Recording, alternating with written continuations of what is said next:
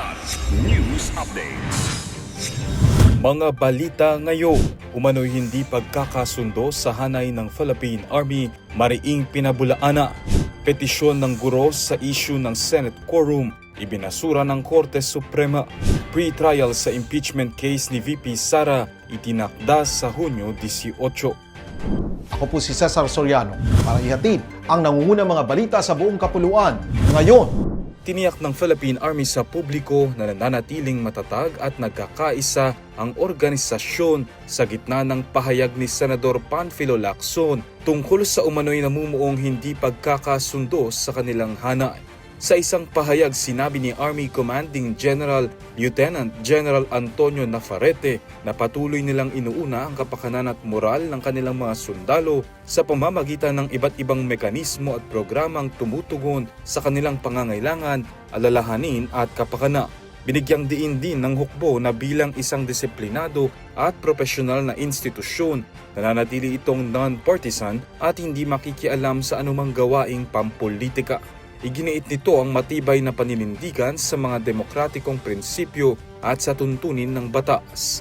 Kamakailan nang nagbabala si Senator Lacson tungkol sa umano'y lumalalim na pagkadismaya sa loob ng Armed Forces of the Philippines na umabot na umano hanggang sa batalyon at regional levels. Ibinasura ng Korte Suprema ang petisyong inihain ng high school teacher na si John Barry Tayam kaugnay ng nagpapatuloy na usapin sa liderato ng Senado. Hiniling ni Tayam sa mataas na hukuman na ideklarang constitutional at valid ang sesyon sa Senado noong Hunyo 3, 2026, pati na ang pagkakahalal kay Acting Senate President Sherwin Gatchalian. Ayon sa kanyang petisyon, sapat ang presensya ng 12 senador upang bumuo ng quorum sa ilalim ng natatanging sitwasyon noong araw na iyon. Gayunman, sinabi ng Korte Suprema na wala si Tayam ng kinakailangang legal standing upang questionin ang bisa ng naturang sesyon dahil hindi niya naipakitang siya ay direktang naapektuhan ng issue. Sa kanyang argumento, binanggit ni Tayam ang ilang legal na precedent kabilang ang 1949 Supreme Court ruling sa Avellino versus Cuenco upang suportahan ang kanyang paniniwalang may matibay na konstitusyonal na batayan ang naging reorganisasyon sa Senado. Itinakda ng Senate Impeachment Court sa Hunyo 18 ang pre-trial conference sa impeachment case ni Vice President Sara Duterte.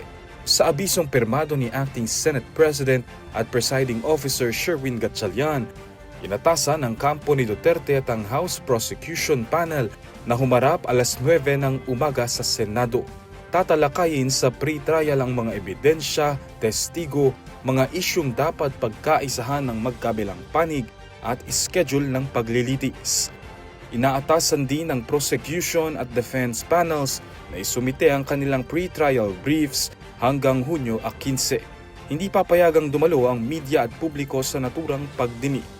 Babala ng impeachment court, maaaring mawala ng pagkakataong magpresenta ng ilang ebidensya o testigo ang sinumang panig na mabigong sumunod sa mga itinakdang requirements. Para sa Kidlat News Channel, ako si Renza Lenon, nag-uulat.